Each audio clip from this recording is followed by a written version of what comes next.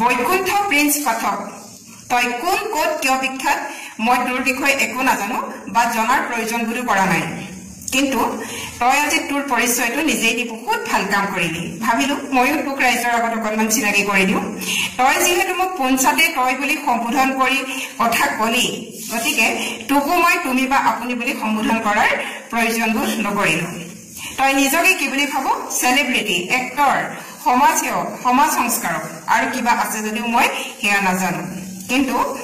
তই কেনেকুৱা ধৰণৰ সংস্কাৰী সেই কথাটো আজি তোৰ এটা মন্তব্যই সম্পূৰ্ণৰূপে জনাই দিলে যে তই কিমান সংস্কাৰী বা তই কিমান সংস্কাৰী ঘৰৰ ল'ৰা আচলতে তোৰ ঘৰৰ বা পৰিয়ালৰ কাকো মোৰ টানি আনিবলৈ ইয়াত মন নাই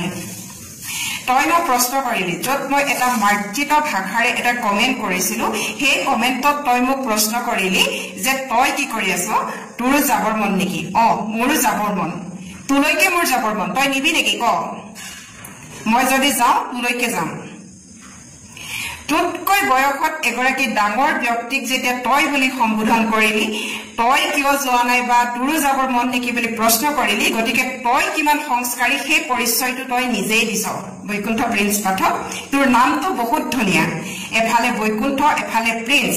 বহুত ধুনীয়া কিন্তু তোৰ মুখখন যে ইমান লেতেৰা বা তোৰ চিন্তাধাৰাবোৰ যে ইমান লেতেৰা সেই পৰিচয়টো তই নিজেই দিছ তই যে মোক প্ৰশ্ন কৰিছ তই কি কৰি আছ বৈকুণ্ঠ প্ৰিন্স পাঠক তই কি কৰি আছ সেইটো জনা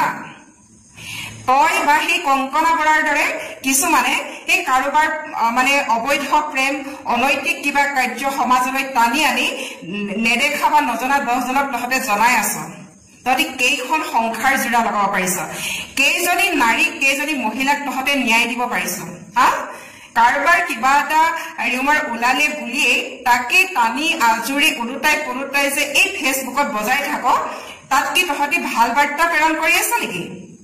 তহঁতি কিমান ভাল কাম কৰিছ তহঁতি কি সমাজ সংস্কাৰ কৰিছ ফেচবুকত দুটামান ফটা লেকচাৰ মাৰিলি বুলিয়ে দুটামান পোষ্ট দিলি বুলিয়ে দুটামান পৰ্টেল চেনেলৰ আগত দুটামান ষ্টেটমেণ্ট ৰাখিলি বুলিয়ে তহঁতি সমাজ সংস্কাৰক হৈ নাযাও কোনোবা 10 জনী মহিলাই বা 10 জন পুৰুষে যদি কিবা এটা কাৰোবাৰ বিষয়ে নজনা গৈ আছে তহঁতি সেইবিলাক টানি আনি সমাজক জনাই আছ কোনোবাই ভালকৈ লৈছে ভাল কথা যদি কোনোবাই বেয়াকৈ লৈছে তেনেহলে সেই নজনা কেইজনৰ মাজৰ পৰাই কিন্তু তেনেকুৱা কাম কৰিবলৈ আৰু 10 জন আগবাঢ়ি যাব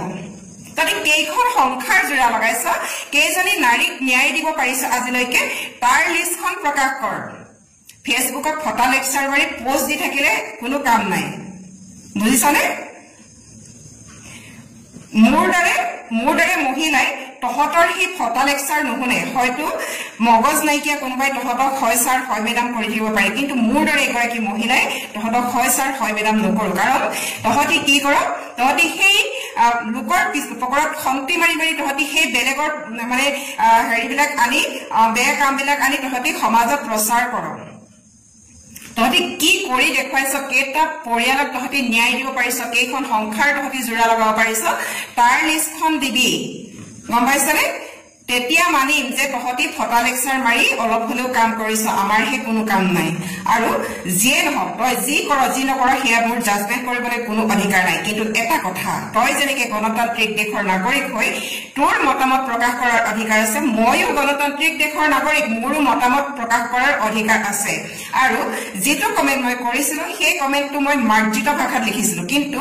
তই কি হৈছে তই সমাজৰ কোনোবা প্ৰতিনিধি হৈ পেলাই তই মোক যিটো প্ৰশ্ন কৰিছ যিটো ভাষাৰে তই মোক এটা অসাংবিধানিক প্ৰশ্ন কৰিছ সেইকাৰণে তোৰ ওপৰত আজি মই এইখিনি ক'বলৈ বাধ্য হলো গতিকে নেক্সট টাইম কাৰোবাক এনেকৈ ক'বলৈ যাওঁতে 10 বাৰ ভাবি লবি